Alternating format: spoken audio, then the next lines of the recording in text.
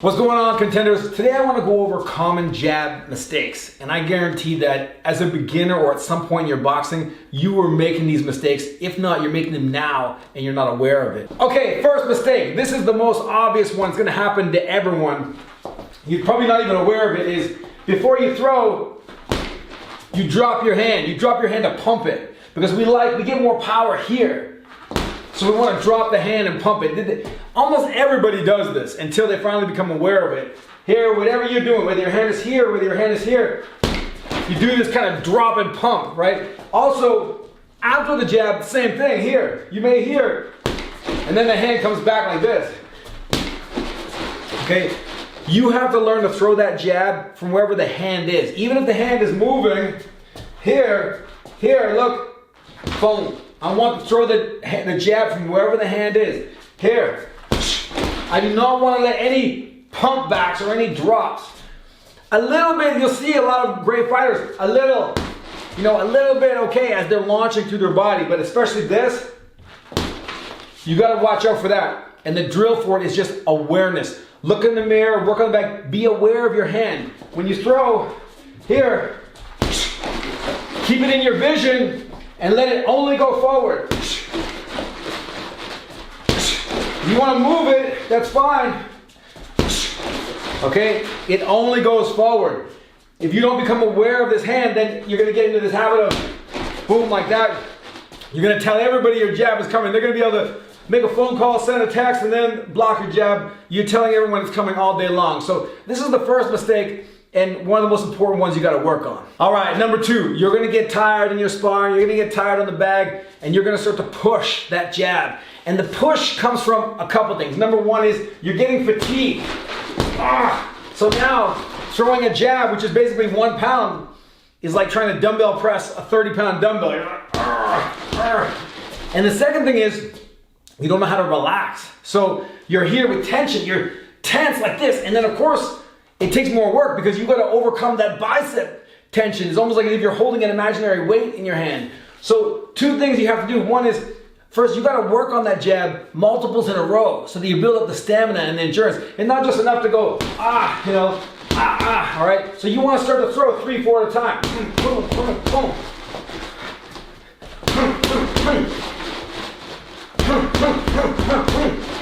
Okay? Double, triple, quadruple, even 10 at a time. 1, 2, 3, 4, 5, 6, 7, 8, 9, and 10. Get that hand loose. Build up the stamina in that hand so that you don't get tired easy. Second is you got to get that mind-body connection with relaxation. That hand becomes tense. You're there in sparring. Okay, I used to do that a lot too.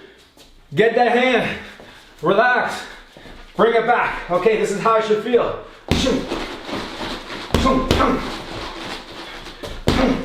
Okay, relax it. Relax it. Bring it back up. Okay, how does it feel? Okay, this is how it should feel. Nice and loose.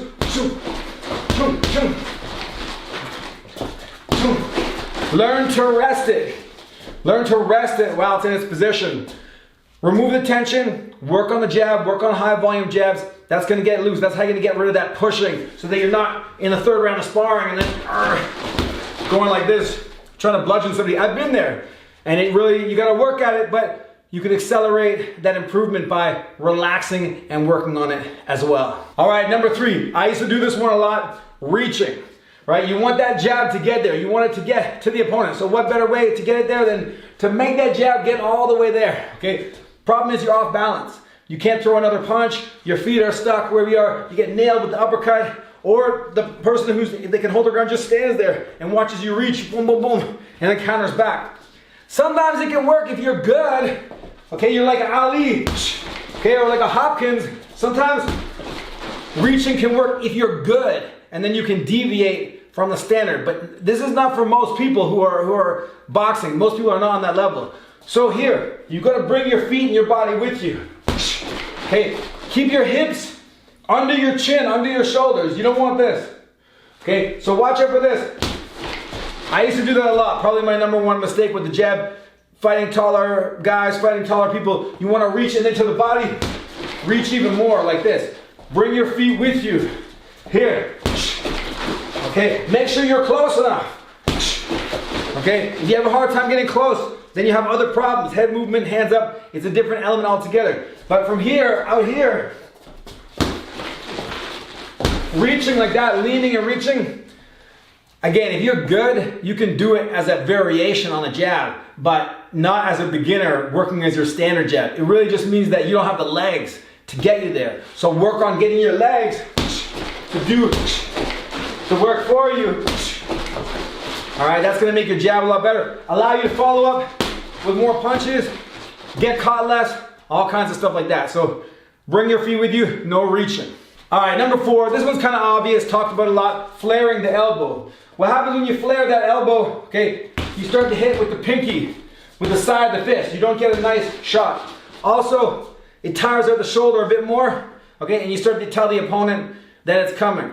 Again, like some fighters are a little more bulky, they can kind of get away with a jab like that. Not everybody's gonna be, you know, perfectly in, but for the most part, you don't want that hand to excessively, that elbow to excessively come up. So you want to learn to here, see here, here. Get that elbow back down. And that just comes from what we talked about earlier, high volume and relaxation, right? Relax those elbows on your ribs on the top. Here.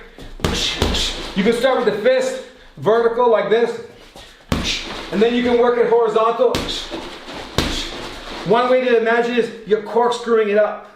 Okay, as opposed to driving it. Corkscrew it up. Pacquiao style. Okay?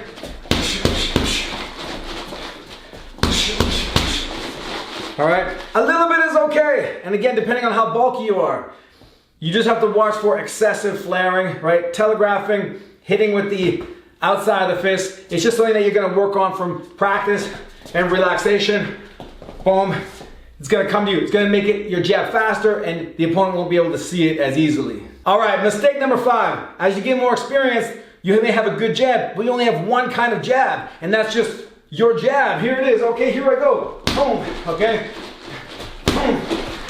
Once the opponent starts to figure you out, they know that's the only jab you've got. There's different kinds of jabs. Here, you got your straight, normal jab. Then here, back fist, I catch you to your left side of your face. Boom. Blinding jab. Okay. Up jab, right here.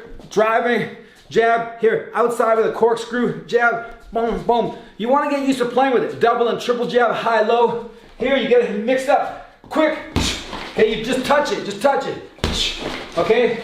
Then you're feeling it out. Then drive like this. Okay. Then you work the back fist or side of the face. Corkscrew. High, low. Low, high. Some you stay still. Then you move. Still, move, and you drive through. Be creative with that jab. And that's just the jab alone. We're not saying anything about moving your head. Here, you may want to learn. Slip. Boom, like this. Dip. Okay, learn to work. Pull. Okay, learn to mix other things off your jab or even cross. Boom, boom. Jab. Mix it with other combos and other stuff together. So having only one kind of jab, as good as it is, it can easily get timed. Even if it's fast, your opponent can start to figure it out. We've all faced someone who's fast and talented, but one-dimensional, right? And as intense and as fast as they are, you start to figure them out with timing and with creativity. So you also want to have that creativity in your arsenal. So make sure that you have more than one type of jab so you can set up other shots and not be as predictable. All right, last one I'm going to show you from back here. Beginners, this is what they do. They will learn the jab in sparring, and then after they throw it, they just bring the hand back and stand there. You have to always move your feet, move your head, or cover after you throw the jab. Otherwise, your head is just sitting there. Minimum is this, watch. In, out, okay? You're out of range, in, out, okay? That's one. Number 2 is you move your head. All right? Number 3 is you cover. All right? Always. When you see a beginner, you're sparring them, you let them go for a little bit, they go 1, 2, 1, and then finally they throw that jab, boom, and they get caught because they just think, okay, jab, hand back here.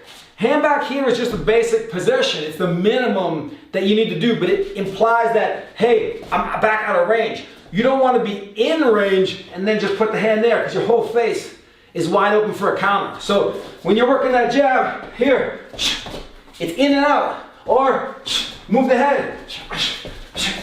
Okay, always, always, always, always. All right, the only time you're just going like this is when you're drilling. You're practicing the physical or the technical part itself. But habitually, you move your feet in and out. You move your head. You get your hands to cover. Because when it comes to real situation, I don't care how perfect your jab is. You go here, boom, you're going to get countered right away. Your face is going to be wide open, okay? So always get in that habit. Okay, moving your head, getting in and out of range, covering when you're done punching. All right, you guys, common jab mistakes. I guarantee that you're making them even if you're not aware of it. So hopefully with these, you can start to develop some awareness. Work the drills, okay? That awareness, working the drills, record yourself so you can see which ones you may be making and which ones you're not, so that you know what areas to focus on. And then when you get into sparring, you don't have to wait to get tagged for this to be fixed. Develop these habits so you don't have to get hit and pay the price in sparring and learn the hard way. All right, contenders, I hope you can benefit from these jab tips. Make sure to check out precisionstriking.com. I've got instructionals there. You can also join the members section of this YouTube channel. You'll see the join button on the channel on the main page. I got exclusive videos there for you guys. There's my other channel, Boxing Home Workouts. You want to get straight into some good workouts, get your conditioning up, work on your boxing, you go check out that. In the meantime, keep your hands up, chin down, eyes on the prize. Peace.